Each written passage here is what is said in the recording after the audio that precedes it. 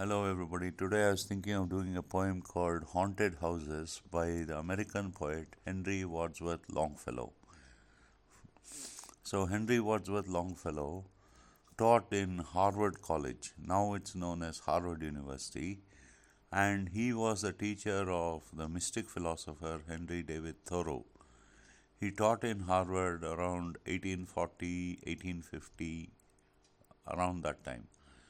So, this poem, Haunted Houses, everyone knows the meaning of the word haunted. Haunted means occupied by ghosts or spirits. So, while we're reading this poem, must ask you to suspend your disbelief, not try to rationalize it too much and say, are there indeed things like ghosts? Are there indeed things like spirits? Where can we see them? It's all superstition. So we must suspend our disbelief and uh, actually follow what the poet is saying. So we'll read the poem. All houses wherein men have lived and died are haunted houses. So the houses in which people live nowadays are haunted according to the poet. That is, the ghosts and spirits of the previous occupants still inhabit the houses of today. Through the open doors, the harmless phantoms on their errands glide with feet that make no sound upon the floors. So, through the open doors of the house, the harmless phantoms are spirits or ghosts, on their errands glide. Errands are small items of work which people do around the house, like cleaning the dishes, sweeping the floor, washing the clothes, eating, drinking. All these are called errands. So, just as a person behaves in life, so he behaves in the afterlife. Now, how can this be? You may ask. So, we can think of it like this. Suppose a person wakes up every day at 5 a.m. in the morning for a week, for 2 weeks. What will he do the next day? He will wake up at 5 a.m. So it's a matter of habit, right? So, whatever habits we develop in life, whether good or bad, they will continue in the afterlife. So, the poet says that the errands which these departed spirits did while they were alive in their houses, they continue with their errands. They glide. They don't walk on the floor, they glide through the open doors of the house. And these spirits are harmless, according to the poet. So, once again, you must remember that a poet like Henry Wadsworth Longfellow, he had an insight into into what is beyond the superficial. So we see the walls, we see the ceilings, we see the floors, the doors, and the windows. But the poet could see beyond what we see. He had a poetic insight into life. So he could not only sense, he could also see and hear what these spirits and ghosts were doing. So he continues, these harmless phantoms on their errands glide with feet that make no sound upon the floors. So when we walk on wooden floors, our feet will make a sound, a stomping sound, right? Thump, thump. But when the harmless phantoms, when the harmless ghosts glide through the house, their feet make no sound upon the floors.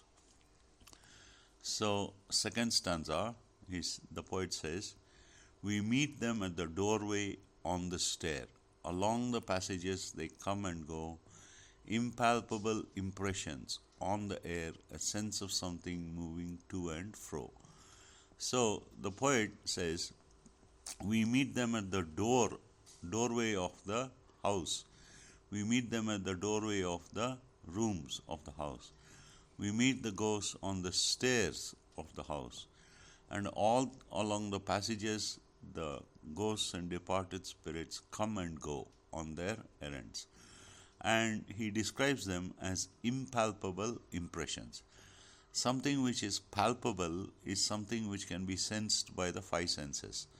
Palpable means you can see it, or hear it, or taste it, or touch it, or smell it. Impalpable means that it cannot be sensed. So these ghosts are impalpable impressions. They're impressions on the air, right? So, and the poet gets a sense. He senses that something is moving to and fro, here and there, through the house. So, now we come to the third stanza. There are more guests at table than the hosts invited. The illuminated hall is thronged with quiet, inoffensive ghosts, as silent as the pictures on the wall.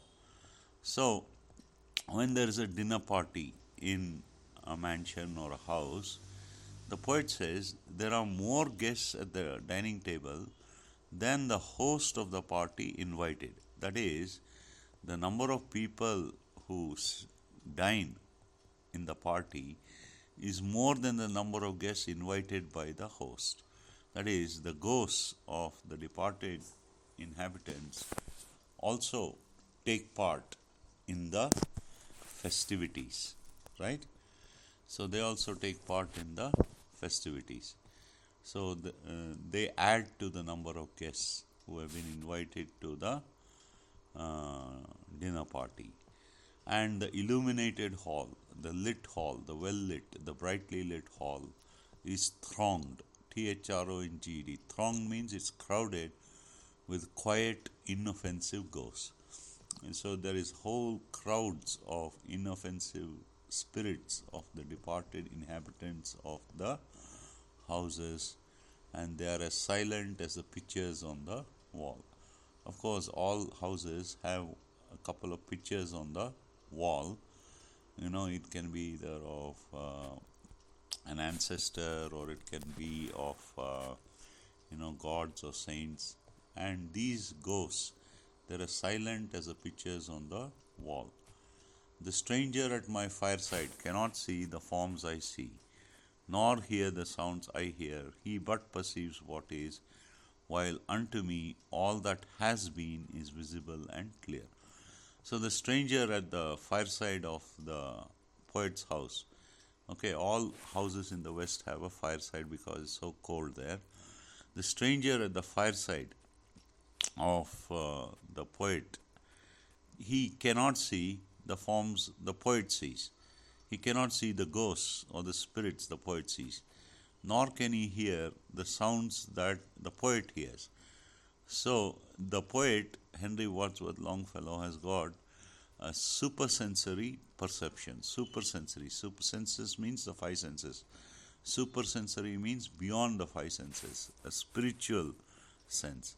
And the poet can sense with his supersensory senses the sights and sounds of the ghosts and spirits. The stranger, says the poet, he perceives or sees what is. He sees the fireside, he sees the brightly lit fire, he feels the warmth, he sees the candles on the shelf, he sees the sofas, he sees what is. But the poet, what does he see? He sees all that has been. Has been is a verb in the present perfect tense. So the present perfect tense shows an action which is started in the past and continues up to the present, right? So whatever has been going on in that house since the house was built, since the first inhabitant of the house lived there, all that has been is visible and clear to the poet, right?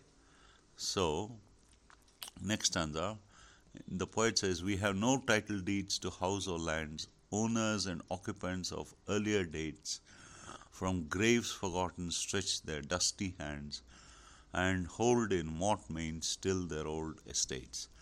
So, the poet says, we of the present generation, we say that we own property, we say we have the title deeds to a property, we say we have this or that official certificate, but in reality, the poet says, we have no title deeds to house or lands to any such property because the owners and occupants of earlier dates from graves forgotten stretch their dusty hands. So the owners and occupants of the present property, of the present generation, of the property in the present, past the owners of the property in the past generations, they still stretched their dusty hands, and they were the owners and occupants in the past. While they are now living in the grave, they still stretch out their hands in as if to possess their property, which once belonged to them. So, as I said, this idea, this thing of property, it belongs to the oldest and longest history of man. So before the Egyptian civilization, before the Greek civilization, before the Roman civilization, people used to sell, barter, trade, and borrow, right? So the business of money is as old as civilization itself. So it's a part of the psyche of the people of today to sell some things, to buy some things, to uh, to barter with some things, to trade. That is a very ancient part of man's psyche, mankind's mind. So the people, the owners of the previous generations, they still stretch their dusty hands and hold in mortmain. Mortmain means permanent possession, their old estates. So as they did in their life, so they're doing in their afterlife, right? So from graves forgotten, they stretch their dusty hands and hold in permanent possession their old estates. That's what the poet says, right? So next stanza, the spirit word around this word of sense floats like an atmosphere, and everywhere wafts through these earthly mists and vapors dense a vital breath of more ethereal air. So around this word of sense, around what we can see, around what we can hear, around what we can taste, touch, and smell, around this word, all around this word, encompassing it, surrounding it, is the spirit word, according to the poet. And this spirit word floats like an atmosphere. Just as the atmosphere floats above us, the spirit word floats around this word of sense, and everywhere wafts through these earthly mists and vapors dense a vital breath of more ethereal air. Wafts means, so the word wafts, W-A-F-T-S, it means that something, if you light incense stick, if you light an agarbatti, the perfume will waft through the whole house, right? So, just as the perfume from the agarbatti wafts through the whole house, right? Through the earthly mists and vapors of the earth, right? A vital breath of more spiritual air wafts through our lives, right? So, through the earthly mist, a mist is like a cloud. So, when it rains, you can see mists, and sometimes if you go to the countryside, you can see dense vapors. Through all these noisome, perhaps they're noisome, mists and vapors, the spiritual air of the spirit word wafts, it floats through our lives. So the poet continues, next stanza, our little lives are kept in equipoise by opposite attractions and desires. The struggle of the instinct that enjoys and the more noble instinct that aspires. So our little lives are kept in equipoise. Equipoise means equilibrium. How are we kept in equilibrium? By opposite attractions and desires. So we have desires, we have wants, we have wishes.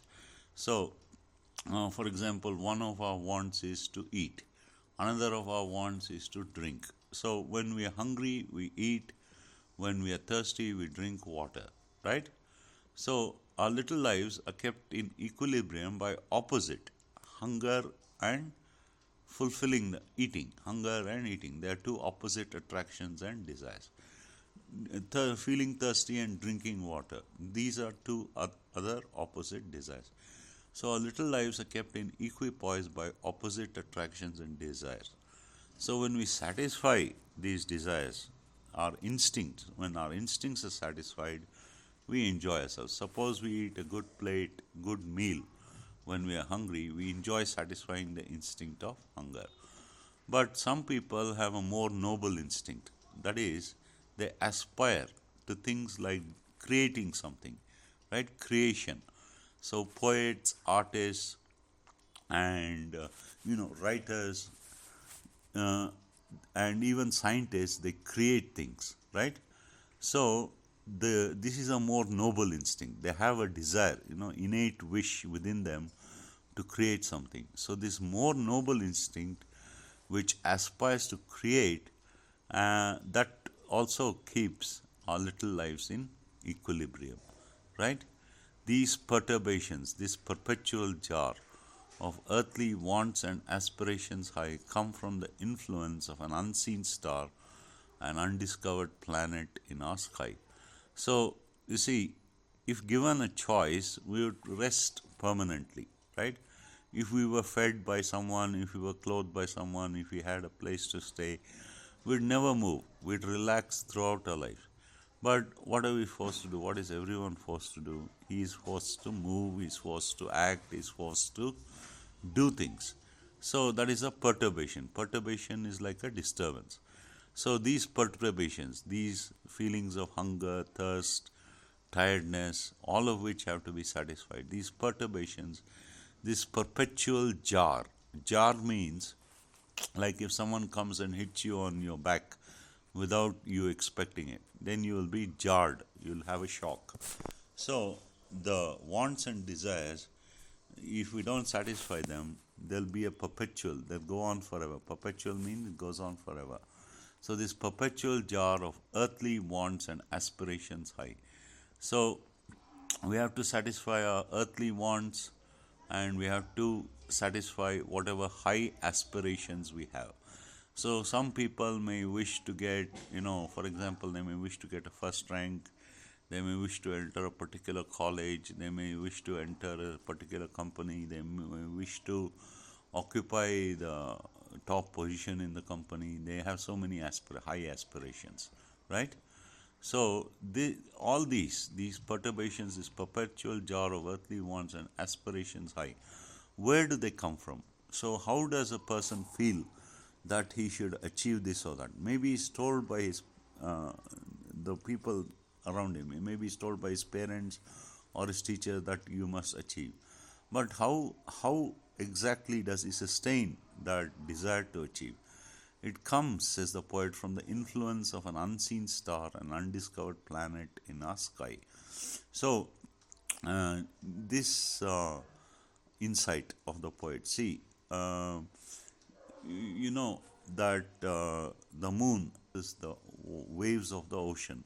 There's high tide and low tide.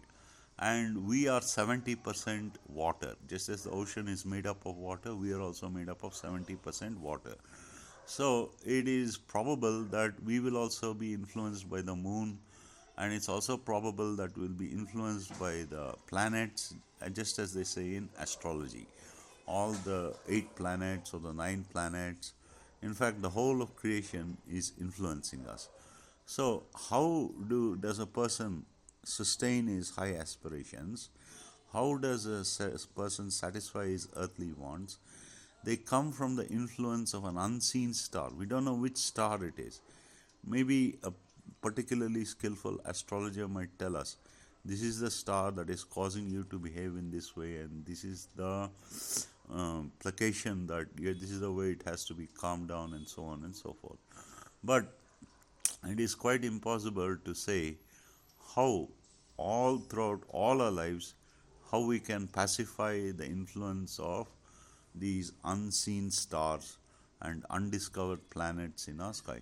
So, according to the poet, our whole lives are directed by the influence of the heavenly objects, the celestial objects like the planets, like the moon, like the moons of the planets, and so on. Right? So, next. And as the moon from some dark gate of cloud throws over the sea a floating bridge of light, across whose trembling planks our fancies crowd into the realm of mystery and night, so from the world of spirits there descends a bridge of light connecting it with this, over whose unsteady flow that sways and bends wander our thoughts above the dark abyss. Now these are the last two stanzas of the poem. So here in the last two stanzas, the poet connects the spiritual world with the physical world. So what are the images that he uses to connect the physical world with the spiritual world? He uses first the image of moonlight.